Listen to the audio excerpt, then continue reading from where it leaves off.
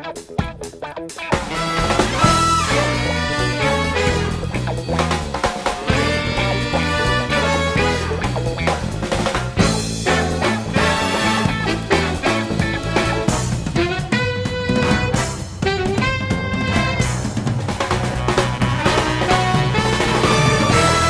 halo guys, selamat malam, selamat datang di YouTube channel Keluarga Batak di Jerman. Jadi di malam hari ini aku akan memberitahukan kepada kalian semua tentang biaya program bayi tabung kami di Jerman. Yo, sebelumnya buat teman-teman yang mungkin baru hadir mungkin di YouTube channel kita. Anyway, kita kemarin melaksanakan program bayi tabung yang pertama. Kenapa yang pertama? Karena kemarin yang pertama itu gagal dan kita akan sudah start untuk program bayi tabung yang kedua sekarang. So, program bayi tabung yang pertama, kenapa kita melakukan program bayi tabung? Karena ada alasan-alasan tertentu yang memang mengharuskan kita melakukan program bayi tabung. Salah satunya adalah keinginan kami untuk memiliki bayi kembar. Ya, pernikahan kami sudah hampir memasuki 4 tahun ya. Sekarang menuju 4 tahun di bulan Agustus nanti. Dan ya, kami sangat merindukan kehadiran sosok tangisan bayi di rumah ini. Jadi kami melaksanakan program bayi tabung. Sebenarnya kami melaksanakan program bayi tabung ini sejak 2019, tapi karena terpotong pandemi dan ketidakjelasan kapan kami bisa memulai lagi program bayi tabung, akhirnya di bulan September 2020 kami start lagi program bayi tabung kami yang sempat tertunda kemarin dari tahun 2019 tersebut. Ya, cukup panjang memang program bayi tabung di Jerman karena ada banyak sekali tahapan-tahapan yang harus kami lalui. Dan ya, kemarin akhirnya di bulan Februari saya sudah ditransfer embrio dan ternyata gagal. Ya, tapi kita mencoba lagi. Saya hanya butuh waktu 1 bulan untuk istirahat karena saya menetralisir tubuh saya dulu dari segala pikiran-pikiran, ya, pikiran-pikiran yang aneh-aneh. Dan sekarang di bulan April ini kita start lagi. So, kita menjalankan program ICSI. Buat teman-teman yang nggak tahu ICSI itu apa, ICSI itu sama dengan program bayi tabung pastinya, dengan IVF. Cuman bedanya kalau program ICSI itu adalah sperma itu dimasukkan ke dalam sel telur, jadi disuntikan ke dalam. Jadi kalau IVF yang biasa itu kan hanya disatukan di sebuah cawan gitu kan antara sperma dan sel telur, tapi kalau ICSI itu agak lebih spesifikasi ya, dia langsung dimasukkan, ditusukkan, disuntikan ke sel telur. So, variasi harga sebenarnya kita sudah ada pada saat kita awal memulai program bayi tabung. Pada saat konsultasi, dokter itu langsung memberikan kita tabel kisaran harga-harga. Dari harga startnya itu dari harga 3.800 euro sampai dengan yang termahal itu 5.300 euro. Dan ternyata puji Tuhan kita tidak sampai 5.300 euro tersebut, tapi ada deh. Nanti tunggu ya sampai akhir karena masih panjang video ini ya. Maklum harus 8 menit dulu supaya ada AdSense-nya. Ya guys, supaya ada cuan lagi untuk program bayi tabung yang kedua ya. So, setelah diskusi panjang segala macam, setelah dilakukan pengecekan dan segala macam, dan akhirnya terputuskanlah kisaran harga yang dari dokternya langsung itu sekitar 3.300 euro sampai 4.500 euro. Ternyata lebih sedikit ya, lebih sedikit dari sekitar 4.500 euro tuh, lebih sedikit. Jadi kalian bisa memperkirakan kira-kira berapa ya sebenarnya. So, puji Tuhan di program bayi tabung di Jerman itu ya di cover oleh asuransi sebanyak 50%. Tapi sebenarnya ada juga berbagai asuransi yang bisa mengcover 100% gitu. Ya tergantung asuransinya itu apa dulu ya. Kalau asuransi kami mengcover 50%, tapi buat aku 50% itu sudah banyak banget dan bersyukur sekali. Dan puji Tuhannya lagi kalau program bayi tabung di Jerman itu kita juga mendapatkan bantuan dari pemerintah Jerman sebanyak 900 euro. Ya, puji Tuhannya karena kami sah sebagai suami istri jadi mendapatkan bantuan itu. Kalau misalkan kalian belum menikah itu sepertinya agak sulit untuk mendapatkan bantuan tersebut ya. So, yo guys, kita mulai saja. Vaksin ya. Kalau untuk melakukan program bayi tabung ya di Jerman itu aku akan akan diperiksa dulu, diambil dulu darahnya, dicek vaksin apa saja yang sudah aku punya. Karena ada banyak sekali vaksin-vaksin yang harus aku miliki di tubuh aku ini. Dan untuk vaksin itu sebenarnya bisa dilakukan di 3 tempat, ada di Hausarzt. Hausarzt itu klinik ya, klinik terdekat rumah kalian. Lalu ada di Frauenarzt atau dokter khusus untuk perempuan, dan yang ketiga adalah langsung di pusat program bayi tabungnya. Tapi aku memilih untuk di Hausarzt aja karena lebih dekat dari rumah. Dan untuk vaksinnya tersebut ya, tidak semuanya di cover oleh asuransi. Dan ya, kami harus membayar sekitar 141,85 euro. Kalkulator. Ya, 141,85 euro. Nanti aku cover dulu, konversikan dulu ke rupiah. Itu sekitar 2.411.450 rupiah. Nah, sebenarnya ada banyak banget vaksin-vaksin yang harus aku penuhi, guys. Jangan salah ya. Ada dari Röteln, HIV, HBS, HBC, HCV, dan teman-temannya. So, jadi guys, di Jerman itu mau anak kecil, mau orang dewasa, atau nenek-nenek, kakek-kakek, itu semua mereka punya yang namanya buku vaksin. Jadi setelah aku divaksin itu akan ada tanda-tanda di buku tersebut. Nih, ini adalah vaksin-vaksin yang sudah aku dapatkan, dan tidak semuanya di cover oleh asuransi gitu. Tapi puji Tuhan ya, bersyukur sekali ya, di Jerman itu memang asuransinya sangat bagus sekali. So guys, sekarang kita masuk ke biaya obat-obatannya.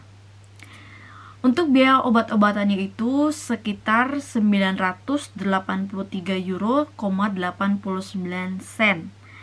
Nah, puji Tuhan ya, untuk biaya obat-obatan tersebut sudah di cover oleh asuransi sebanyak 50%.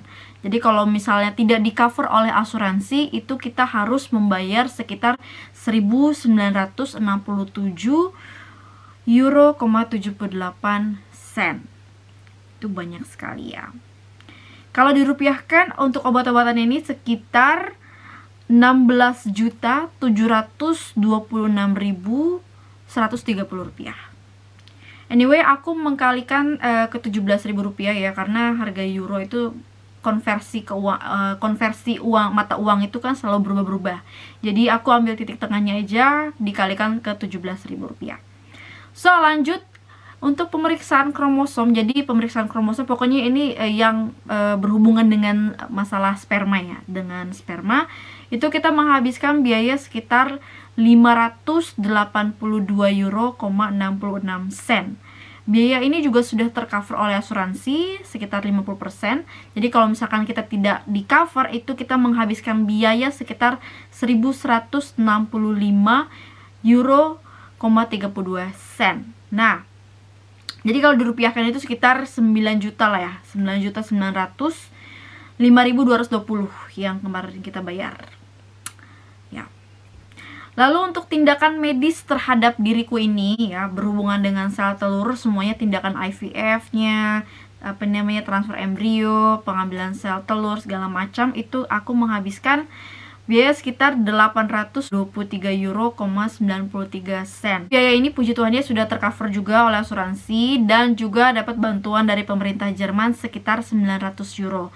Jadi kalau misalkan tidak di cover, tidak dibantu, itu kita menghabiskan biaya sekitar 2.547 euro, 86 sen. Jadi itu banyak banget sih. Jadi kalau 800 sekian euro tadi itu yang sudah kita bayarkan itu kalau dirupiahkan sekitar 14.006.810 rupiah. Lumayan ya. Jadi total biaya program bayi tabung kami itu menghabiskan biaya sekitar 2.532,33 sen. Ya, biaya ini sudah dikurangi 50% dan bantuan dari pemerintah Jerman. Kalau misalkan tidak dipotong segala macam, tidak ada bantuan segala macamnya itu kita harus bayar sekitar 5.822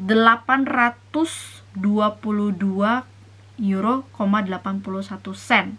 Kalau dirupiahkan itu sekitar 98.987.770 rupiah. Ya, mahal. Ya, I know mahal guys. Jadi kemarin itu kita hanya membayar ya setelah potongan segala macam ya bantuan. Jadi kita hanya membayar 43.049.610 rupiah. Ya, puji Tuhan ya, aku bersyukur banget bahwa asuransi kesehatan di Jerman itu memang saya akuin TOP BGT banget ya. Udah TOP BGT tambah lagi bangetnya karena memang bagus banget ya. Nah, sebenarnya untuk biaya program bayi tabung di Jerman itu ada berbagai macam asuransi yang siap mengcover 100% ataupun ada juga yang mengcover 50%, bahkan juga ada yang tidak mengcover sama sekali. Makanya puji Tuhan sekali, saya bersyukur sekali bahwa program bayi tabung kami ini dibantu oleh asuransi dan dibantu juga oleh pemerintah Jerman. Karena kalau tidak ada bantuan sama sekali itu harganya lumayan cukup mencekik juga ya. Dan anyway, kita itu sekarang sedang menuju program yang kedua, sudah memulai program yang kedua. Dan kemarin seminggu yang lalu aku sudah pap smear, dan puji Tuhan ya, pap smear di Jerman itu juga free, gratis karena ditanggung oleh asuransi. Ya, setahun sekali aku wajib pap smear kalau kata dokternya. Kalau aku searching di website di Indonesia itu, kalau di Indonesia itu 3 tahun sampai 5 tahun sekali pap smear, tapi kalau dokter aku menyarankan setahun sekali pap smear gitu. Ya, ini adalah perjuangan ya. Ya, makanya kalian bersyukur ya kalau misalkan dikasih berkat sama Tuhan anak ya, bersyukur, banyak-banyak bersyukur karena banyak sekali pasangan suami istri yang merindukan sekali ingin memiliki keturunan ya. Dan anyway, untuk bantuan dari pemerintah Jerman ini setahu aku hanya diperuntukkan untuk pasangan suami istri. Jadi kalau misalkan kalian belum menikah dan ingin memiliki keturunan dan ingin mendapatkan bantuan dari pemerintah Jerman, sepertinya rada sulit. Tapi semoga pasti di cover lah ya sama asuransinya. Anyway, kalau untuk asuransi aku tuh pakai asuransi apa sih? Kalau kita pakai Vivia BKK. Pusing ya. Dan doakan program bayi tabung kami yang kedua ini berhasil ya, dalam nama Tuhan Yesus. Berhasil, amin ya. Dan semoga lebih murah dibandingkan program bayi tabung yang pertama. Sebenarnya untuk masalah obat-obatan ya, biaya obat-obatan itu sebenarnya kemarin ada biaya tidak terduganya ya. Kenapa ada biaya tidak terduganya? Karena di hari terakhir aku suntik Gonal F itu paginya, malamnya setelah suntikan terakhir itu Gonal F itu kan habis, suntikan aku habis, dan paginya itu kita cek ke dokter. Nah, karena kalau program bayi tabung kami ini cukup unik ya, pagi pemeriksaan, siangnya kita menelpon untuk mendapatkan hasilnya, dan untuk jaga-jaga karena takutnya dokternya bilang kalau aku besoknya masih disuntik dengan Gonal F lagi. Jadi aku bilang sama dokternya bahwa suntikan Gonal F aku sudah habis. Jadi diresepkanlah oleh dokter dan pulangnya kita langsung tebus. Ya. Kenapa pulangnya langsung tebus? Karena kalau misalkan kita nunggu nanti takutnya kita tidak mendapatkan suntikan tersebut guys. Karena suntikan Gonal F ini cukup tidak di semua apotek itu ada. Mereka harus pesan dulu dan siangnya bisa kita ambil. Nah, kalau misalkan kita nunggu hasilnya dulu terus kita baru datang ke apotek, takutnya sorenya itu apotek sudah tutup. Jadi ya jadi kita kemarin mengeluarkan biaya ekstra sekitar 98 euro, dan biaya ini sudah aku masukkan semuanya ke sini. Jadi kalau misalkan tidak termasuk biaya itu ya kalian kurangin sendiri aja lah ya. Dari 2.532 euro, 33 sen ini dikurangin 98 euro. Karena untuk biaya obat-obatan ini yang paling mahal aku akuin adalah suntikan Gonal F ini. Ya, itu cukup mahal sih. But it's okay ya, perjuangan untuk memiliki keturunan ya. Ya, semoga ada mukjizat ya. Semoga ada mukjizat, program kedua kita berhasil. Amin. Doakan ya. Semoga bayinya kembar. Kalau misalnya ditanya sama orang, kenapa sih pakai program bayi tabung? Kita mau program baby kembar ya.